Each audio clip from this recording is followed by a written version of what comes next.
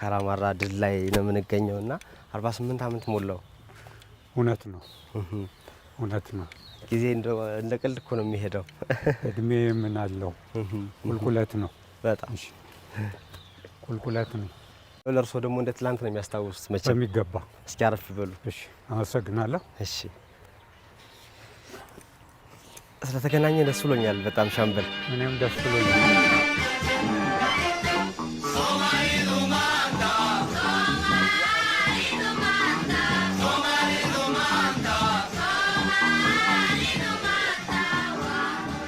ሶማሌን ለ21 ዓመታት ያስተዳደሩት እብሪተኛው ዚያድ ባሬ ታላቋን ሶማሌ ለመመስረት እንግዲህ ድንበራችን እስከ አዋሽ ድረስ ነው በማለት ኢትዮጵያ ላይ ግልጽ ወረራ 1969 ላይ ፈጸመ።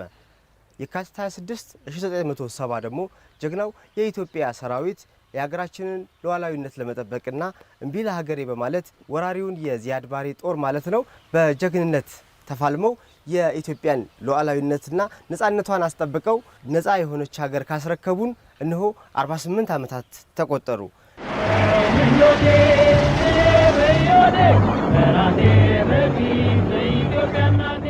ሰላም ጤና ይስጥልን የተከበራችሁ ተመልካቾቻችን፣ በዚህ በካራማራው ድል ደግሞ የኢትዮጵያን ዳር ድንበር ለመጠበቅ እምቢ ለሀገሬ በማለት በጀግንነት ከተዋደቁ የኢትዮጵያ የቁርጥ ቀን ልጆች ውስጥ ደግሞ ሻምበል አለማየሁ ፋንታ አንዱ ናቸው። ዛሬ የካራማራን ድል ምክንያት አድርገን እንግዳ አድርገን ወደ እናንተ ቆይታ ልናድርግ አብዘናቸው እዚሁ ተገናኝተናል ማለት ነው። ሻምበል ስላገኘሁት በጣም ደስ ብሎኛል። እንኳን አደረሰው። እንኳን አውራ ደረሰን። እኔም ለዚህ ጉዳይ ይጠቅማል ብላችሁ ምናልባትም አስታውሳችሁ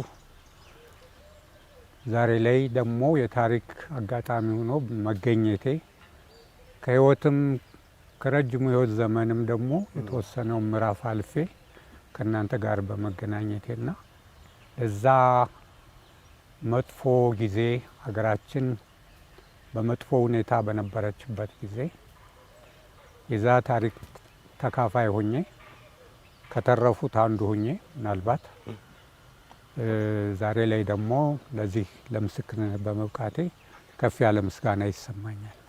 ወደ ኋላ ልመልሶትና የዛሬ 48 ዓመት የካራማራ ድል ሲበሰር ቀን ቀን የትና በምን ሁኔታ ውስጥ ነበሩ? በወቅቱ ነሐሴ 22 ቀን 69 ዓመተ ምህረት ሀረር ዙሪያ ላይ በነበረች አንድ ከሀረር ሰሜን ኮምቦልቻ በምትባል ከተማ ነሐሴ 22 ቀን እሁድ በጦርነት ላይ ነበርኩ። በዛም ጦርነቱ ከጧቱ 12 ሰዓት እስከ ቀኑ 10 ሰዓት ያለማቋረጥ ተዋግተን ለ10 ሰዓት 10 ጉዳይ ላይ ቆሰል ከባድ ቁስል ነው። በመትረየስ ነበር የተመታሁት። ሁኔታዎቹ በጣም መራው ለነበረው ጦር ድንጋጤ ፈጠረ። ከየት እንደመጣ እንኳ አላሰብነው። በኋላ ላይ ነው የተገነዘብነው። ኮምቦልቻ ማርያም ቤተክርስቲያን ውስጡ ነው የተኮሱት እና በዛ ቁስል ከፍተኛ እንትሁኛ ሀረር መኮንን ኃይለ ሥላሴ ይባል የነበረ ሆስፒታል በኋላ ላይ ሌላ ስም ተሰጥቶታል። በወቅቱ በዚህ ስም ነበር የሚጠራው። በዚያ ሆስፒታል ሕክምና ላይ ነው።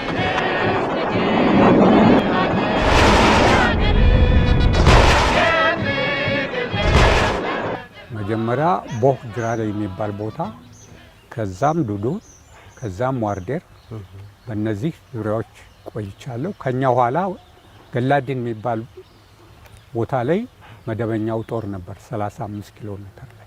እኛ ግን ከፊት ነበርና ይዞ ይመራ የነበረው ጦር ከ78 እስከ 82 ይደርስ ነበር። ሻምበል ነበሩ በስሮ የነበረው ማለት ነው? አዎ በኔ ስር የነበረው እና አንድ ሌላ አብሮኝ አንድ መኮንንም አብሮኝ ነበር። እሺ። በአሁኑ ጊዜ እሱም አሁን በህይወት አለ። በአጋጣሚ ተማርኮ 11 አመት በሶማሌ እስር ቤቶች ማቋል ከተማረኩት እኔም አንዱ እንደሆንኩ በሶማሌ ሬዲዮ ጣቢያ ተደጋጋሚ እንትን ተሰጥቷል። በወቅቱ ግን አልተማረኩም። ምክንያቱም አልተያዝኩም ነበር በዛን ጊዜ።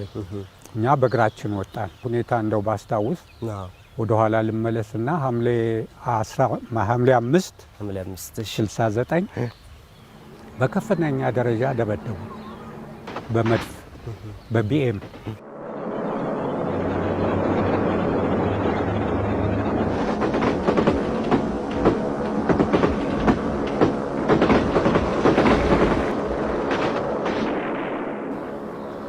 እኔ በዚያን ጊዜ ኢትዮጵያ ቤም ያላት አይመስልም። ምክንያቱም ቤሞች እንትን ያሉት ከራሽያ ነው። በኋላ ነው እንግዲህ ራሽያኖች ከገቡ በኋላ ቤም መታጠቅ ሄደን። እነሱ ግን ቀደም ብለው ሶማሌዎች በጣም በጦር ኃይል ብዛት፣ በሰው ብዛት ሳይቀር በሜካናይዜሽን ብዛት ከኛ በላይ ነበሩ። እኔ መጀመሪያ አስቤ ነበር የኛ ታንክ መስሎኝ ነበር። ሳየው በሶማሌኛ ነው የተጻፈው እንትኖች ታርጋው ነው ሳይ የኛ እንዳልሆነ ስረዳ ቆም ያየውና እንዳውም አንዱ ምን አይነት ሶገል አለ ግባ አለ። ሶገል ግባ አለኝ በሶማሌኛና መልሱን ከመመለስ ብዬው ዝም ብዬ አልፌው ሄድኩ። ከዛ በኋላ አውሮፕላን ማረፊያው አለ፣ እሱን አቋርጬ ሮጥኩ። የሸሸው ጦር ላይ ደረስኩ። ከ23 ማለት ከሐምሌ 17 እስከ ነሐሴ 8 ምናልባት 21 ቀን 22 ቀን የሚሆን በእግራችን ተጓዝ። ቆስዬ ሐረር ነበር። የቆሰልኩት ደግሞ ነሐሴ 22 ነው። ወዲያው ነው ግዳጅ የላኩኝ። ሐረር እንደገባሁ ምንም እንትን የለም፣ ልብሴንም አልቀየርኩም። ወዲያውኑ ወራ እናንተማ ልምድ አላችሁ ተብለን እንደገና ደግሞ እኛኑ ነው ግንባር ላይ ወሰዱ። ውጊያው ከባድ ነበር። ተወሰነ ገፋ ናቸው። ባለ መሳሪያ ጥሩ መሳሪያዎች ነበሩ። እንደው ለ5 ለ6 ሁሉ መትረየስ ይዘን ነበር የምንንቀሳቀስ። ጥሩ ትጥቅ ነበር እና የተኩስ የበላይነት ነበረ፣ ግን የሰው የበላይነት አልነበረ። የሰው ኃይል ቁጥር የሰው ኃይል አነሰን። መጨረሻ ላይ እኔ ስመታ ጦሩ ትንሽ ተበተነ። ወዲያው ማረሳው አንድ በቅርቤ የነበረ ልጅ ጫላ ነገሬ ይባላል። ይኑር አይኑር አላውቅም። በአንድ ወቅት ላይ አዲስ አበባ አግኝቼው ነበር። ይህ ልጅ ብድግ አድርጎ ታቅፎ እንደዚህ አንጠልጥሎ እግሬን ወደ ላይ አድርጎ ምኖት ነበር የተመቱት?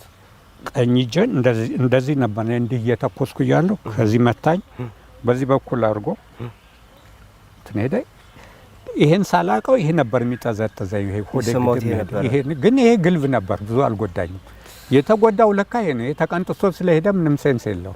አሁን እጆት እንትን ያለ እንዳለ ነው። ጄው በቃ አሁን ድረስ አስሬ ነው የሚሄድ 48 ዓመት ማለት ነው። ነው ይሄን ይመስላል። እጆት በደንብ ይሰራል። አሁን ይሄ ይሰራል። አዎ የተወሰነ ፓርት ይሰራል። እነዚህ እንትን ያደርጋሉ እና ያው ያጥፋል። አሁንም ማርቴሎ መታበታለሁ፣ መስማር መታበታለሁ። አልወዝ ነው ቆፍርበታለሁ፣ ስራበታለሁ፣ ጽፋለሁ። ለመብላት ነው ያጥራል። 8 ሴንቲሜትር ያጥራል እሱ። ይሄው የምታየው ይሄ ጨው ነው የሆነው፣ አጥንቱ ጨው ነው የሆነው እና መቀጠል አልቻሉም። ከዚህ ግራፍ ተደርጎልኛል። ውጭ ሀገር ልከው አሳክመውኛል። እኔ ለማዳን ሲሉ 9 ሰው ቆስሏል። ከቆሰለ ይሄ አንዱ ጫላ ነበር ተመቷል እዚህ መቀመጫው ላይ። ከዛ 9ኞቹም እነሱን አስቀድሟቸው አልኩና እኔ ቁጭ ብዬ አሁን ደንዝጅ ያለው ተስፋ የመቁረጥ ነገር አለ አይደል? እና ደም ሲያልቅ ሰው ይሞታል ሊባል የለም። እኔ እንደዛ ነው የምጠብቀው። እና አንዳንዴ ምን ይታያል ከለር ይመጣብሃል ድንገት ሳታስበው። ይሄ አረንጓዴ ምናምን መስሎት ስውር የሚያደርግህ እንደ መሳት አለ አይደል? ያለህበት እንደ መሳትና እንዲነቅነቅ አድርጌ እንቀሳቀሳለሁ። ከዛ ሁሉም ከጨረሱ በኋላ እጁን እሱን ፍታለታለች እንትማ ነርሷ ፍታዋለችው። ድሬሰሩ መቀሳም ደነገጠና ወደ ኋላ ሄደ። አያምህም እንዲ ያለኝ እኔ ሳቄ መጣኝ። እንዲያው ሆኖ አያምህም ማለት ይከብዳል፣ ግን ከህመም ውጭ ወጥቻለሁ። ምክንያቱም አልፌዋለሁ። ሲወስዱኝ ካርዱ ላይ አምፑቴሽን ኢዝ ኢንዲኬትድ ይላል በእንግሊዘኛ። እንዲቆረጥ ሀሳብ ተሰጥቷል ነው ሳየው። ኋላ አየሁና ዶክተር አይ ቲንክ አምፑቴሽን ኢዝ ዘ ላስት ሜጀር። አምፑቴሽን እኮ የመጨረሻ እርምጃ ነው፣ መቁረጥ የመጨረሻ ነው። አዎ እና ኢትስ ኖት ዘ ኤቲክስ ኦፍ ዚ ፊዚሽያን አልኩት። በጣም ደነገጠ። ማን ነገርህ አለኝ። አነባለሁ እኮ አልኩት። ሶሪ አለና ምንም አላለም። ምንችለው እናደርጋለንና እንደዚህ አለ። እንዲህ አለና ምንችለው ሁሉ እናደርጋለን አይዞህ አለ። ማደንዘዣ ሰጡኝ። 5 ሰዓት ነበር። 11 ሰዓት ነቃው። ወዲያው እጄን ሳየው በጀሶ ታስሯል አለ። ተስፋ ረኩ። የሰው ልጅ በተስፋ ነው የሚኖረው። ተስፋ አረኩኝ፣ ድናለሁ አልኩ። አሁን እነዚህ ሁለቱ ይንቀሳቀሳሉ። ይሄ የለም ዴድ ነው። ወዲያ በቃ አይሰማም፣ የኔ አይመስለኝም። እነዚህ ሁለቱ ግን እንዲንሰረገ እንዲለውን ይላሉ። አሁን እንደዚህ እያረኩ ጀሶውን ደም የሚፈስላት ሀገርን ጭራ አይደፍራትም ጠላት። አሁን ይሄ አበጠ፣ ይሄ ተነሳ፣ ተላጠ እና መጣና ሜዲካል ዳይሬክተሩ አይቶ እኛ እኮ ነግረሃል እንዲቆረጥ፣ አሁን እኮ ጋንግሪን እየሰራ ነው አለኝ። ጋንግሪን አልሰራም፣ ጋንግሪን ገና ነው አልሰራም አልኩት። እየጠቆረ ሲሄድ ይሄ የሚላጥ ነው፣ ይሄ ይላጣል አልኩት እና አኩርፎኝ ሄደ። ዋልን አደርን፣ ወርም አለፈ፣ 2 ወርም አለፈ። ጦርነቱ የኛም ሰራዊት ካራማራ ላይ ወጥሮ ይዞ ነበር። ጅጅጋን ተቆጣጥረውት ነበር ከተማዋን። ካራማራ እንደዚህ ነው፣ ጅጅጋ እንደዚህ ነው። ይሄ ነው ካራማራ። ዘማራዳ ፓስ ይለዋል ካርታ ላይ እንደዚህ ነው ያለው። እዚህ ላይ ሆነ ማንም ቶሎ ያችን ፓስ ማለፍ አይችልም። አንድ በሁለት እንዲህ ስብጥር ከተኮስ በዚያ ማለፍ የሚችል የለም። የፈለከው እንታል ምናልባት በአየር ሊመቱ ይችላል። እንዳሁኑ ድሮን ባለበት ሰዓት ያረጉ ይችላሉ። በዛን ጊዜ ምንም ማድረግ አልቻሉም። ጥሩ ምሽጎች ተያዙ። ዳልቻ ተራራ፣ ነዳከታ፣ እነዚያ ሁሉ እኛ ሰራዊትም እየመጣ የገብርኤል ሰራዊት ደግሞ ሰልጥኖ ወደ 300 ሺህ እየመጣ በቁጥር እናንስ የነበር ነው። አሁን እኛም ከነሱ በላይ መሆን ኃይል እየበለጠ መጣ።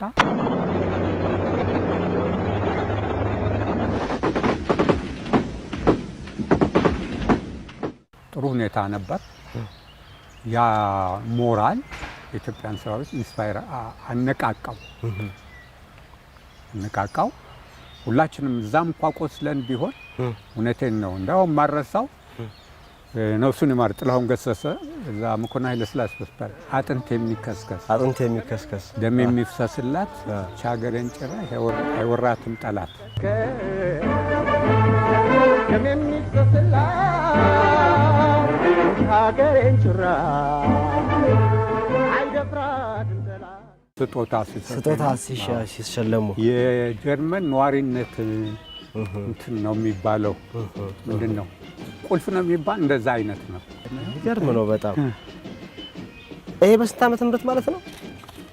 በእኛ 73 እንግዲህ ይሄ በወቅቱ እኔ የነበረኝ እንትን ነው። ምክትል መቶ አለቃ ሆኜ ምክትል መቶ አለቃ እያሉ የሚደንቅ ነው በጣም። ይሄ ሀረር አካዳሚ ላይ ስልጠና ላይ ስንት ቁጥር ነው እዚህ ጋር? እሱ 2 ቁጥር ያስኩት ነው።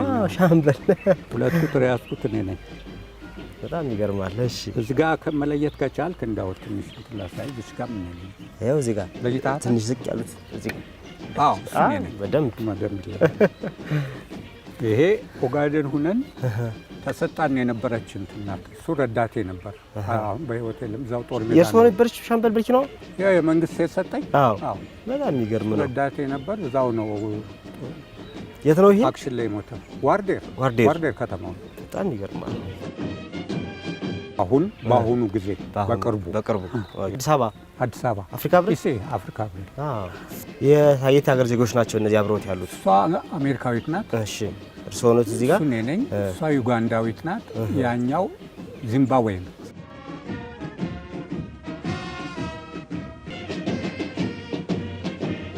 48ኛ ዓመት የካራማራ ድልን ምክንያት አድርገን እንግዲህ ዛሬ በጦርነቱ በመሳተፍ እንግዲህ የኢትዮጵያን ሉዓላዊነት በማስጠበቅ በጀግነት ከተዋደቁ ኢትዮጵያውያን መካከል አንዱ የሆኑት ሻምበል አለማየሁ ፋንታ የነበረውን የጦርነት ሂደት ምን ይመስላል የሚለውን አጫወቱን። በጣም የሚገርም ነበረ። እንግዲህ ቆይታችን አሁንም ወደ እናንተ መሻገሩን ይቀጥላል። አብራችሁን ቆዩ። ሻምበል የነበረውን የአውደ ውጊያ ሁኔታ አነሳን። በጣም ደስ ሲል ነበረ። ገጠመኞቹ ወደ በኋላ ያነሱልኛልና ሀገር ማለት ለርሶ ምን ማለት ነው? ከባድ ጥያቄ ነው። ሀገር በኔ ምናልባት በኔ እድሜ ላሉ ሰዎች ወደ ኋላ ሀገር እናት፣ ሁለንተናዊ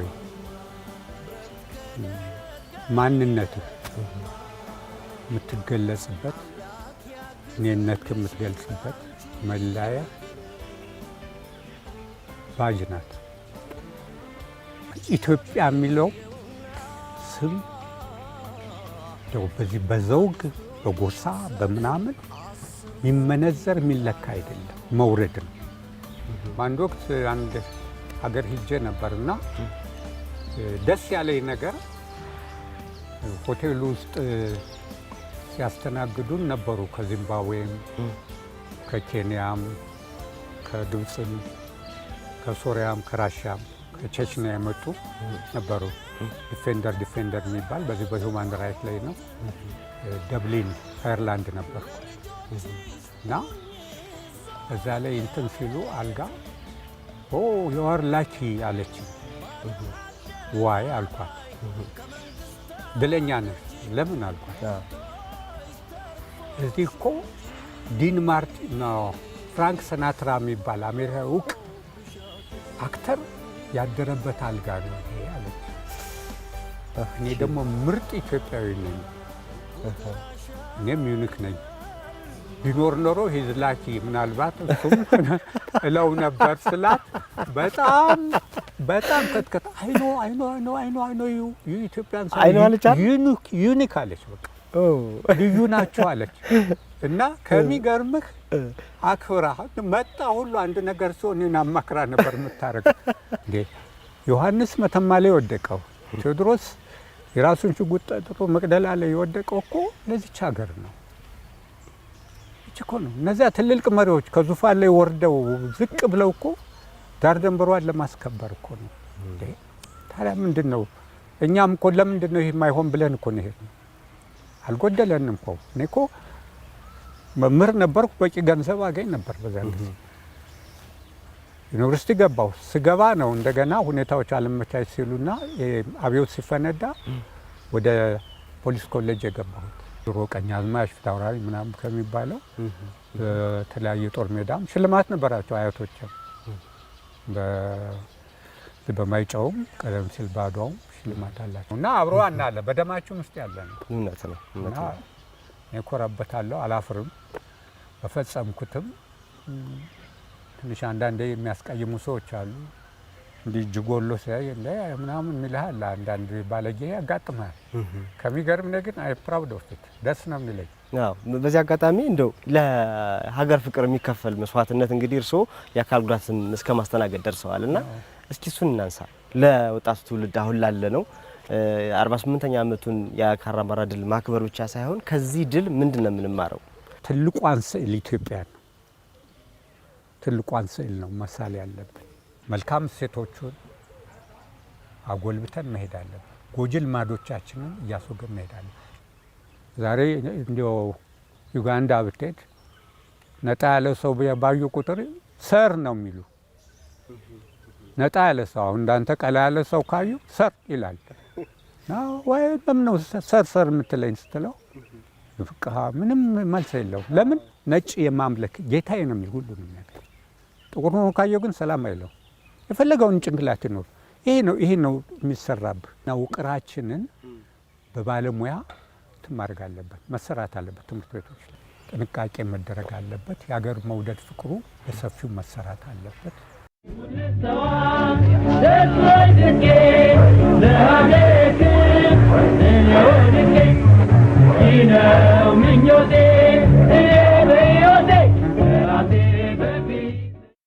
በመጨረሻ እንደው የካራማራ ድልን ስናከብር በዚህ ጊዜ ማመስገን የሚፈልጉት ካለ ድል ውስጥ? አመሰግናለሁ። እንግዲህ ቆስለ ስትመጣ ከትውልድ ቦታ ይርቄያለሁ። እንግዲህ ከባህር ዳር ሀረር፣ ከሀረር ኮምቦልቻ ወይም እዛው አካባቢው ኦጋዴን እንበለው የተለሌ ነው። እናት አትደርስም፣ ወገን አይደርስም፣ አክስት አጎት እንጀራ ቋጥሮ አይመጣም። ሆስፒታል ውስጥ ነው የሚቀርብልህ ነው የምትበላው። ላትበላውም ትችላለህ። አሞሃል፣ ታመሃል፣ ቆስለሃል። የቆሰልከው ደግሞ ለሀገርህ ነው። በዚህ ጊዜ አይዞህ የሚልህ ከጥግህ ሰው ያስፈልጋል። በደም የተጨማለቀ ጨርቅ ነው የለበስከው። በዚህ ጊዜ ልብሳችንን አጥበው ፒጃማ ገዝተው አዲስ ልብስ ገዝተው ልብስ ስሊፐር ጫማ ገዝተው አምጥተው አልብሰው ቀይረው ቁስላችን ሸተተን ሳይሉ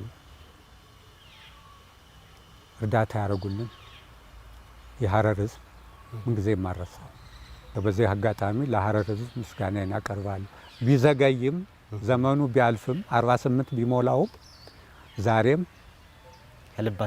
ልባችን አይጠፋም፣ አረሳቸውም። ቀጣዩም ሌላውም ሕዝብ በየሄደበት ለሚዋደቀው ሰራዊት ይህንን ሊያደርግ ይገባዋል። ለአገሩ የሚዋደቀው ሁሉ ክብር ይገባዋል። የኔ ነው፣ ለኔ ነው፣ እኔን ለማዳን ነው፣ እኔን ከውርደት ለመከላከል ነው ብሎ ያስብለት ይገባል። ይሄን ነው ልል የምችለው። በጣም እናመሰግናለን ሻምበል አለማየሁ ፋንታ። በጀግኖች ስም ያው ሀገር እንድትቀጥል በደንብ አጥንታችሁ እቺን ሀገር ላስረከባችሁን ጀግኖች ከልብ እናመሰግናለን። 48ኛ ዓመት የድል በዓሉን እያከበርን የምንገኘው በድጋሚ እንኳን አደረሰዎት፣ እድሜና ጤና እንመኝሎታለን። እኔም እግዚአብሔር ያክብርልኝ። ጠርታችሁ እንደው እንድትነፍስ ስላደረጋችሁኝም ትልቅ ምስጋና አለኝ። በጣም እናመሰግናለን ሻምበል። የተከበራችሁ ተመልካቾቻችን 48ኛውን የካራማራ ድል ስናከብር በርካታ ጀግኖች ለሀገራቸው በድፍረት በጀግንነት በመግባት የደምና አጥንት መስዋዕትነት ከፍለው ሀገር አጽንተው ዛሬ ኢትዮጵያን ሉዓላዊነቷን እንደተጠበቀ ነጻ ሀገር አድርገው አስረክበውናል። ከነዚህ የቁርጥ ቀን የኢትዮጵያ ጀግኖች ውስጥ ደግሞ ሻምበል አለማየሁ ፋንታ አንዱ ነበሩ። ዛሬም እኛ ይህንን የካራማራ ድል ስናከብር ከሳቸው የህይወት ተሞክሮና በተለይ ደግሞ አውደ ውጊያው ምን ይመስል ነበር፣ የኢትዮጵያውያን ጀግንነትስ እንዴት ነበር የሚለውን ታሪክ ከሳቸው አንደበት ሰማነ። የነበረውን ፕሮግራም እንደወደዳችሁት እምነታችን ነው። በነገራችን ላይ ሻምበል አለማየሁ ፋንታን ማግኘት ከፈለጋችሁ በስልክ አድራሻቸው 0918 769409 የሞባይል ስልካቸውን መደወል ትችላላችሁ። በኢሜል አድራሻቸው ደግሞ safed108@gmail.com ላይ እንዲሁም መልእክት ብትልኩላቸው ማግኘት ትችላላችሁ። የዛሬው የካራማራ ልዩ የድል ፕሮግራማችን ግን ቀደም ሲል ባያችሁት መልኩ ወደ እናንተ ደረሰ። ይህንን ቀረጻ እንድናደርግ የተባበረን ኩሪፍቱ ሪዞርትና ስፓን ከልብ እናመሰግናለን። በያላችሁበት በድጋሚ እንኳን ለ48ኛው የካራማራ ድል በዓል በሰላም አደረሰ ለማለት እንወዳለን። ከአሚኮ ቀሪ ዝግጅቶች አሁን ወደ እናንተ መሻገራቸውን ይቀጥላሉ። ጤና ይስጥልን። ሻምበል በጣም አመሰግናለሁ። እሺ በስችልኝ